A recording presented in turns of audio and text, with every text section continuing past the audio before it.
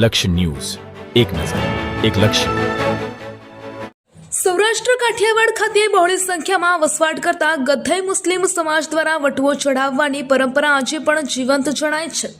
પરમ પૂજ્ય સંત આપાગીગા કે જેને ગીગડા પીર તરીકે ઓળખાય છે, સત્તાધાર ધામના અનુયાયીઓ દેશ અને દુનિયામાં સૌથી વધારે છે.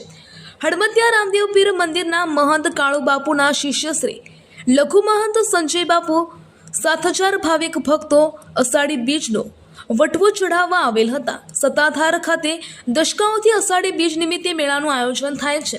આ મેળામાં લાખો લોકો ભેગા થાય છે, જ્યાં મહંત વિજય બાપુ, લઘુ મહંત મહેશ બાપુ સૌ ભક્તોની આદર આવકાર અને રામરોટી પ્રસાદ રૂપી પૂરી વ્યવસ્થા કરે છે.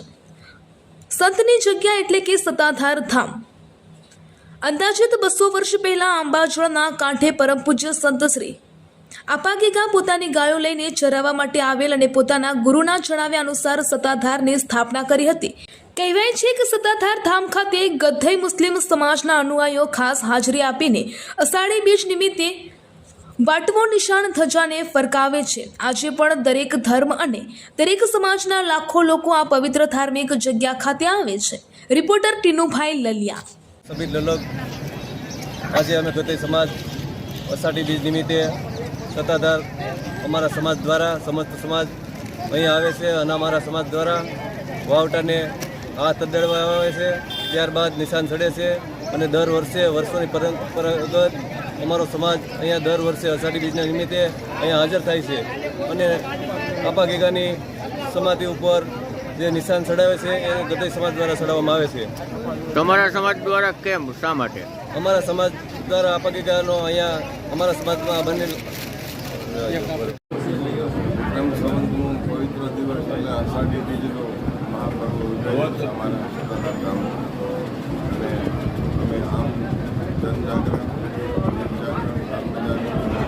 દરેક ધર્મપ્રેમી જનતાને આજથી કચ્છી ભાઈનું નવું વર્ષ થાય છે અને સનાતનીનું પણ નવું વર્ષ થાય છે. આજે અમારા દેવતાઓના મૂર્તિઓના નિશાન ચડે, ચાદરનું સોજું ચડે અને વરસાદ અને ભક્તિ ભાવ જળવાય.